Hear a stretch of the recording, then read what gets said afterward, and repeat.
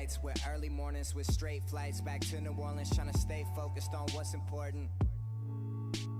The ones that matter, they stay supporting, so I stay recording. My plane is boarding, y'all are funny style just like Tracy Morgan. Haters speak, but I straight ignore them. My lady's Greek and her face is... How's it going, everyone? It's a quick update on what this is, but basically me and my friends usually talk about random stuff in the evening, so I thought, why not turn it into a bit of a podcast, or just like, it kind of is a podcast, I guess, but I hope you guys enjoy it, and I'd like to just have a little disclaimer in the beginning, just to let everyone know that the points we share in podcasts and the things we talk about aren't directed towards anyone, and it isn't meant to be offensive. It's just conversation at the end of the day, so we're not trying to offend anyone. However, if you do feel offended, then let me know, and I will let my mates know as well. And additionally, if you guys could, is send us some questions in the comment section to discuss for the next podcast. So anything you want to ask us, or any topics you want us to cover in the next podcast, we will happily talk about it. So yeah, and a new ASMR video should be out soon as well, so yeah, stay tuned for that. Anyway, yeah, see you guys in a bit.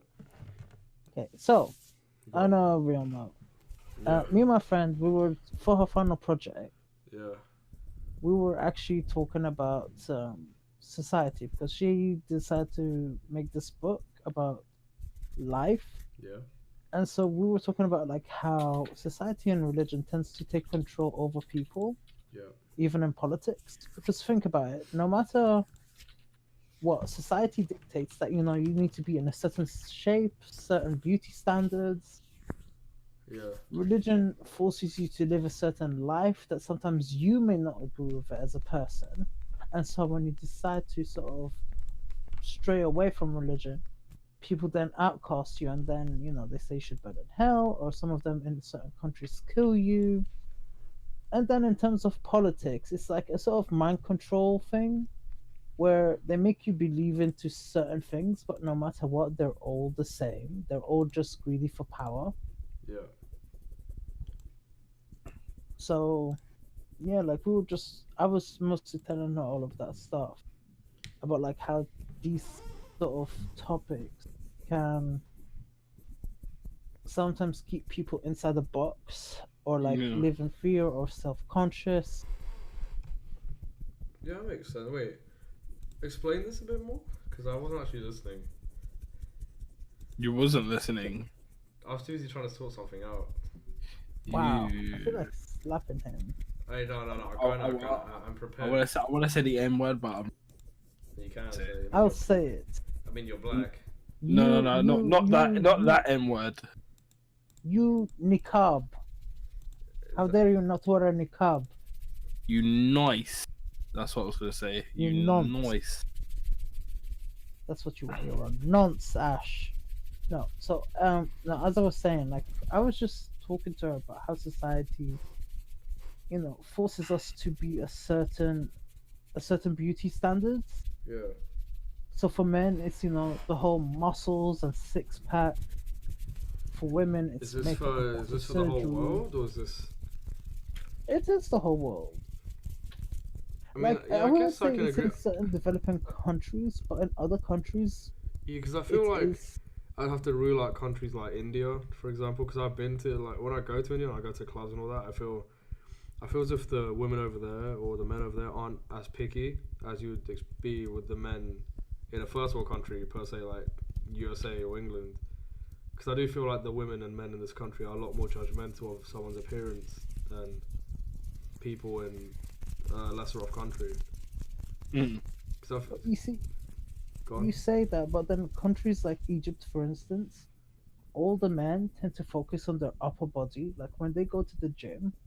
And for me, their body just looks so wrong. Oh, you mean like, are they like one of those guys with like really scrawny, like short legs and a fat top half? Yeah. I hate that. And the thing is, it's like some of these women get attracted by it. Like the moment they see it, for them, that's an attraction. But if they were to see an overweight guy such as myself, immediately, like, that's a turn off for them. Because the first thing they always stereotype is he's fat, he's slow, but that's, he has breathing problems in terms of the I guess bed. They're slow. They have this tiny genital. No, but I feel like, yeah, the whole like needing a 6-pack and needing like a good figure and all that is just glorified as the years go by. So, yeah, it's getting more glorified. It was a lot worse. I mean, it's getting a lot worse. It was alright when I was younger and like back in a generation ago, I guess. But I don't know. Nowadays, I feel like, especially men around my age, we feel a lot more conscious about the shit we wear and the way we present ourselves. And at the end of the day, I get like, yeah, if you're trying to go for a woman, you have to you have to put your best foot forward. You have to look the best to get a woman's eye, because if you're not giving it your all to get a bird, then you're not worth it, really. But there's a difference between putting your best foot forward and looking the part than having to be worried about the way you look because of the judgment women and men can give someone.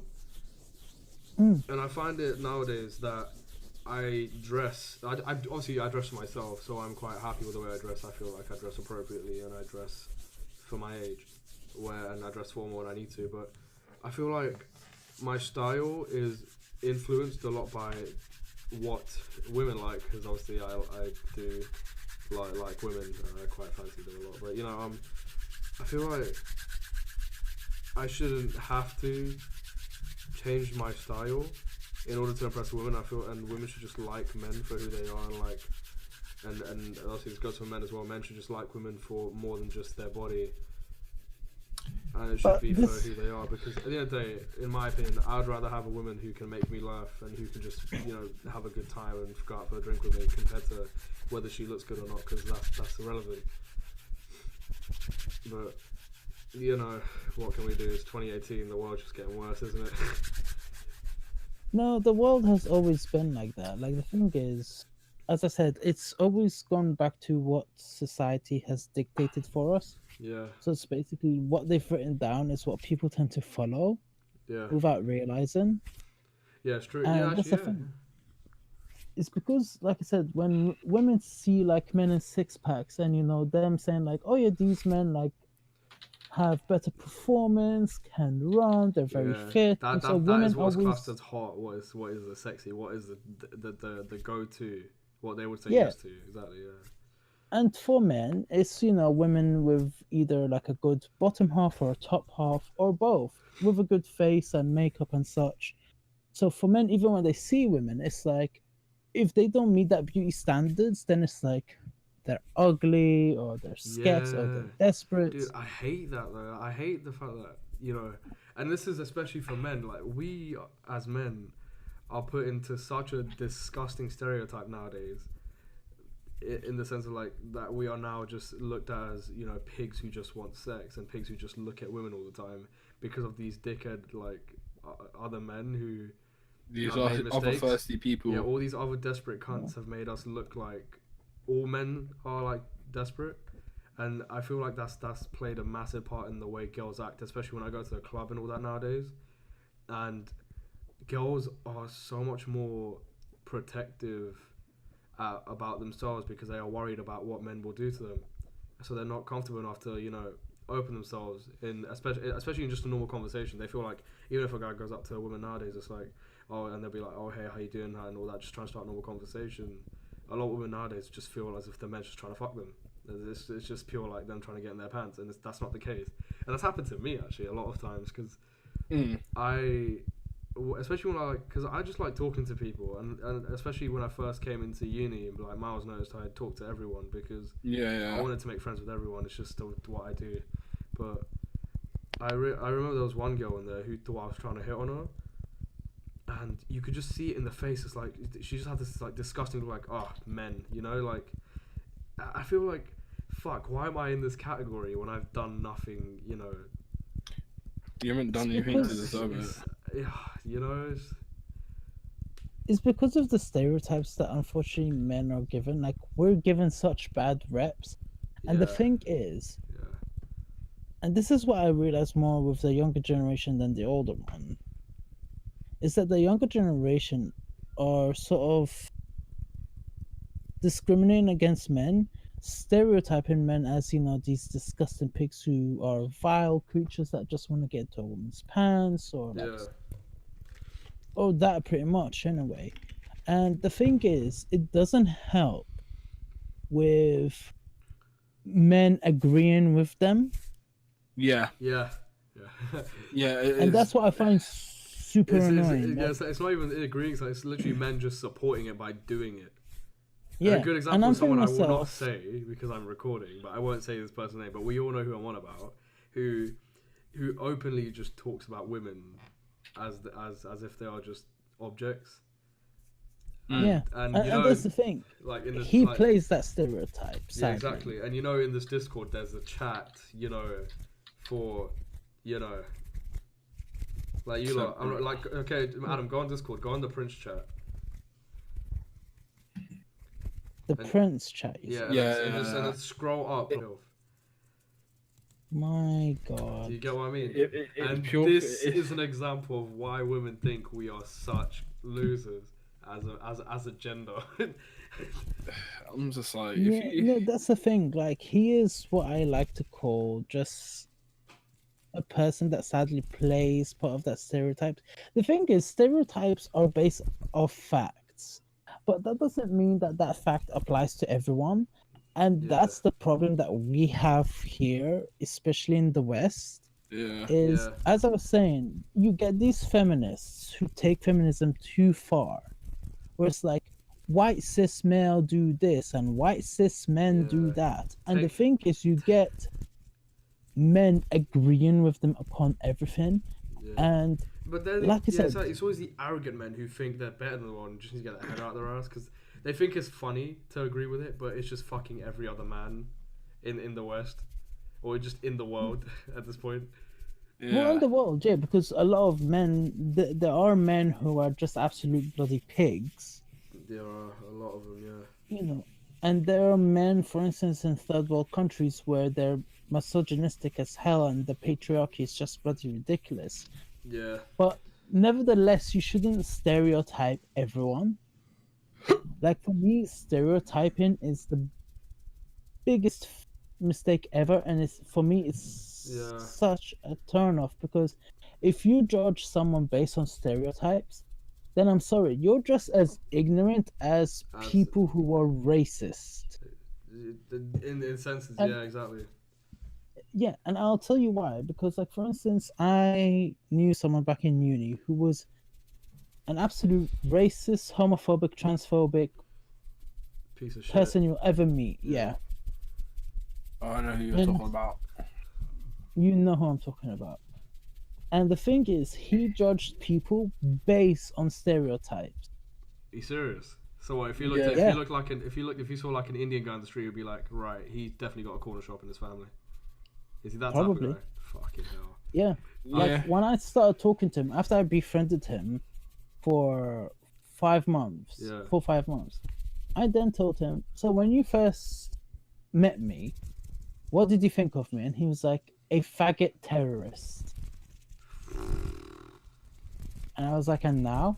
A very sweet guy. And I said, well, then you see, you can't stereotype people just because, you know, in Russia they make it sound like gays are rapists or pedos. Yeah, I don't want to get I don't want to get Arabs are terrorists. Like, I don't want to get countries involved. Russia is a very homophobic place, isn't it? And I saw a video of a gay couple holding hands in Russia walking down the street, and they got they got just abuse hurled at them while walking down the street. Just people calling them gay, saying that they're faggots, etc. You know what I mean? It's like, it's not necessary to be that homophobic. Like, what have they done to you? Like, they're just living their life. But it's because they take religion to a literal sense, where because it says a man cannot lie with another man, it's like, okay, immediately that means like God said, no, you cannot sleep with someone of the same sex. Like, it's disgusting. You're burning, in damnation. And it's like, no, that's not true. One, it was written by man, and two, it was Leviticus. It wasn't like a prophet. It was basically just one of Jesus's followers. That's it. A normal man who wrote that. So the fact that you're telling me these are the words of God, please do bring his existence. In fact, find me where God is so then I can question him. Because the thing is, he says he loves us all equally and that we all have free will. Where is that when everybody clearly seems to be judgmental? That is true, yeah, because like obviously I'm not that religious anymore, but yeah, a lot of religious texts always explain or like shout out the word of equality and how everyone should be treated in the same standard, but people in the world use religion as a form of reinforcement to bring harm to people of a certain religion or like faith or sexuality. Well, the text doesn't. Well, put it this way: the whole killing gays that also applies in the Bible because, you know, it did mention stoning homosexuals, and it was the same in the Quran as well, where it mentions to execute homosexuals. And what it is as well is that the Quran has been interpreted in so many ways. Most of them in a very vile way. Like when I was in Egypt at the age of 15, we had this girl who was thinking of committing suicide. And I kid you not, the religious teacher told her, do it during Ramadan, because then that's when the gates of hell are closed. So even if you commit suicide, you will then be forced upon heaven. So you have nothing to fear from there. Sorry, but what sort of advice is that for a child? That's the thing. Religion never told her so. It's how he interpreted the text. That's what I mean. It's because it does mention that the gates of hell are closed during Ramadan. Yeah. But in a sense, is that what they mean by that is that you also need to control your temptations against things. Exactly, and he forgot that part, didn't he? But obviously, like I said, some people take it to a literal sense where instead of using common sense to know what's right and wrong, it's like, let's take everything, absorb it in, and then apply it to everything. Yeah. See, that's something you can't do. You can't apply a skill or like something you've learned to every problem in life, because that will get you nowhere. But this is now where we go back to beauty standards, where they're trying to resolve everything through a certain skill. Yeah, exactly. So, like, if you're not pretty enough, guess what? You now have cosmetics to solve your problem. Yeah. And if it's not stuff like makeup, it's surgical. See, I feel as if, like, obviously I'm not going to argue against it, because I'm not going to say, like, oh yeah, women should not do this, women and men should not, like, have plastic surgery in order to make themselves feel more comfortable with their own body. But I don't feel it's necessary, and I don't really like. I would 100% be way more happy. With a person who just is all natural and who's confident in themselves without having to worry about needing a boob job or needing makeup to satisfy everyone else. If it satisfies herself, fair be it. Like that, if you want to make yourself happy, if you're happy with it, and it's just for you, then do it if it empowers you. But I've always been more comfortable with a woman who's so just natural about everything and doesn't feel as if they need assistance from fake shit. From material things. Yeah, materialistic. If materialistic needs are secondary to her. I feel as if like I would always love a girl more for being herself than having to worry about what she has. But that's the thing. There's a quote that an actress said that is so true. Which is that society are selling us confidence. Was it self-confidence or self-conscious? What do you mean in the sense of like materialistic things, like cosmetics and all that? Yeah, yeah. It is true. I would have to say it is true. From what I've experienced, it is very true. Yeah.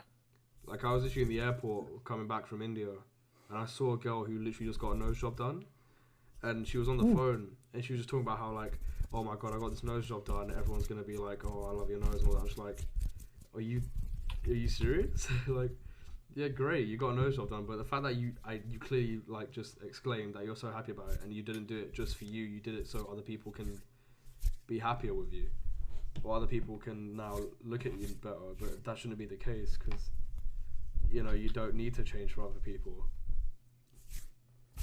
So the moment I heard her like talk about having to like doing this nose job, not just for herself, but she literally did it so that other people could look at her, just to get the attention, that kind of put me off a bit. That validation as well. It's just like, yeah. Wow. She clearly said that. I was just like, you know what? She was a very pretty girl at the start, but it's like, you know, that was a bit of a turn off for me. It wasn't even her looks. It was the way she was so. It's just wanting so much attention, you know. Yeah, when you sound needy about having that attention from someone, and then it just becomes a complete turn off. Yeah. But it can also be said about people who have darker skin. Oh, and I'm not gonna say yeah. people of color, because I hate that word. That's you. I'm actually gonna bring this up. So in India we have this. I'm gonna bring a picture up on the video. But in India we have this cream or this exfoliant or whatever it is, and there was an advert for it, and the advert, it was an actor called Shah Rukh Khan, if you know who he is. But there was this cream advertising that. Okay, so he had skin color, say about my skin color, and it was like, oh yeah, in just 5 shades you can be a whiter or something like that, and it was just happily advertising that. Yeah, put this cream on to be a bit whiter. You know, it's like, what's wrong with just being your normal skin color? Why do you have to go from being who you are to lightening yourself up? Because and this is true, in India they believe that lighter skin makes it easier to get jobs and to get placements in an educational institute. But you see, this is once again like selling self-conscious. Yeah. And the thing is, like, I know what you're talking about, because there was a term for it. I think it's like called fair skin therapy. Yeah. Where the idea is to have your skin lighter in order to get more opportunities and like working abroad and such. Yeah. And the thing is, back in 2005, I saw this German ad where basically get this black guy who's been interviewed, and like in the beginning you see this manager being like really impressed by the CV, looks at the guy's face, and then just immediately rejects him. Yeah. What this guy done was take a massive load of lotion, covered his face to make himself look white, and immediately that's when the manager shook his hands. Wait, what is this? It was a German ad, which was advertising lotion cream, basically. But the way the ad went is basically like when the manager saw that the guy was black, he immediately rejected the job. But when he saw that the guy changed his face to white, he then got the job. Sounds like that. That's disgusting, man. Sounds like that Asian commercial with the whole like oh, dude, washing machine. Yeah. I was gonna say that. So the black guy had like all scars on him and all that. And they had a black guy. Like all dirty. He was like he had like a dirty white shirt, and then this like woman just decides to put him in a washing machine. I was like, what the fuck? And turn it on, and then I put these like they were advertising washing powder or something, and then she puts a washing powder with the guy in the washing machine, and the guy comes out as a clean top Chinese man with obviously with lighter skin. But it's like the fact that they could go so low to being that racist and saying that, oh, if you're dark skinned, you're rough, you're scruffy, you're dirty, you're not pure. That's the thing. Such a disgusting thing to present. What's funny about this company is that they tried to make a statement that even sounded worse than the bloody ad itself. What was the statement? Which was, it's not racist. However, they just want to show that this powder, this liquid tablet, can actually clean any dirt to the point they're clean. Oh my god! They just the moment you heard the word dirt, they just fucked up there, didn't they? Yeah, it's like, so wait, are you actually? Yeah, it's like, so wait, are you actually calling this black guy dirty? Exactly. They just added fuel to the fire. They just made it so much worse than them. Like, I see now it's just gone from like materialistic things to like people being so insecure about their actual skin color, their actual appearance. Like they're not comfortable in their own skin. How did like that? It's gone to that point. Yeah, but that's the thing. It's always been around. It's just a lot of people weren't really aware. Yeah, and as the media grows, this happened. Exactly. So it was kind of better before because the media wasn't that good. But now that the media's literally like the internet's taken over the world, and now that that's done that, and the internet's everywhere, it's so easy to endorse and advertise such filth. Unfortunately, no, but the thing is, this is where I think you're wrong, because back then they always endorsed this sort of filth, but it was just never known to the worldwide media. Actually, to be fair, okay, you know what? Now that I think about it, you're right, because I guess the media has played a good part of such, because like kind of like bringing some light on how bad it is and who's doing this.